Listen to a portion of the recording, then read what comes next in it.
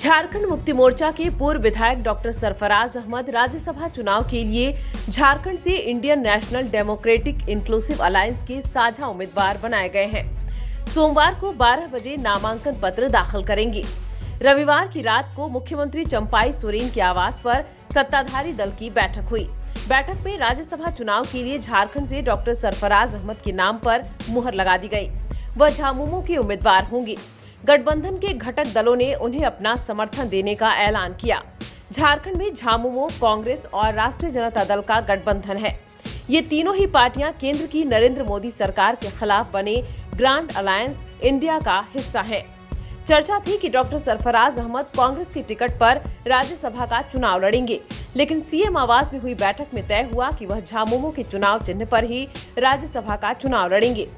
Doctor Sarfaraz के अलावा Bharatiya Janata party की ओर से प्रदीप वर्मा को मैदान में उतारा गया है।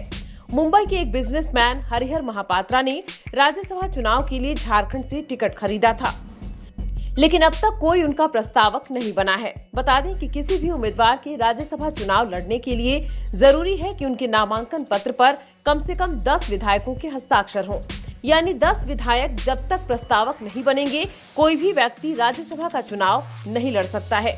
झारखंड में हरिहर महापात्रा को एक भी प्रस्तावक नहीं मिला है। दूसरी तरफ भाजपा ने सत्ताधारी दल से आग्रह किया है कि राज्यसभा चुनाव में वह कोई दूसरा उम्मीदवार न उतारे। अगर सत्ताधारी गठबंधन की ओर से कोई दूसरा उम्मीदवार मैदान में नहीं आता है तो झारखंड में राज्यसभा चुनाव के लिए मतदान की नौबत नहीं आएगी। दोनों ही दलों के एक-एक सदस्य निर्विरोध निर्वाचित घोषित कर दिए जाएंगे। बता दें कि झारखंड की 2 राज्यसभा सीटों के लिए 21 मार्च को द्विवार्षिक चुनाव होना है। डॉक्टर सरफराज अहमद ने इंडिया उम्मीदवार के रूप में 7 मार्च को ही नामांकन पर्चा खरीद लिया था। कांग्रेस के धीरज साहू और भाजपा के समीर उरांव का कार्यकाल खत्म होने की वजह से यहां द्विवार्षिक चुनाव हो रहे हैं। क्या है कुछ बता दो। आज बस सर्वसम्मति से यही बात हुई कि हमारे माननीय सरफराज अहमद जी ही हमारे राज्यसभा के प्रत्याशी होंगे और सभी ने साइन भी कर दिया और अभी भी लोग साइन कर ही रहे हैं। कहीं भी कोई मतभेद नहीं था, सब लोग इसके लिए राजी थे। तो मुक्ति मोर्चा उसके सिंबल पर जाएंगे ना? हाँ बिल्कुल, झारखंड मुक्ति मोर्चा के सिंबल पे जाएंगे। जाहिर सी बात है, आज की बैठक का राज्यसभा चुनाव के लिए था और राज्यसभा चुनाव के लिए और सर्वसम्मति से ये तय हुआ है। गठबंधन के जो है प्रत्याशी जो है सरफराज अहमद जी होंगे। कल उनका नामांकन। आप इस बार वोट करेंगे? हाँ बिल्कुल, मैं प्रस्तावक भी हूँ सरफराज अहमद जी का।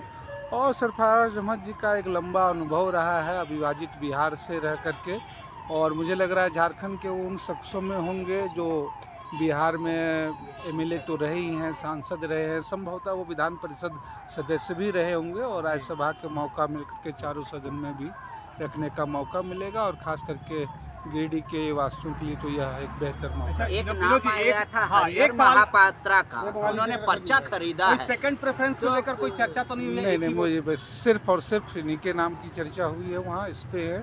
बाकी ये कौन है, कहाँ से है, उसकी मुझे जानकारी नहीं। और आपके माध्यम से माननीय गुरुजी जो भीष्म गुरु हैं, हमारे जेएमएम के अध्यक्ष माननीय हेमंत जी को, माननीय श्री चंपाई सोरेन जी को जो मुख्यमंत्री हैं इस प्रदेश के, और कल्पना मैडम का मैं शुक्रिया अदा करता हूं।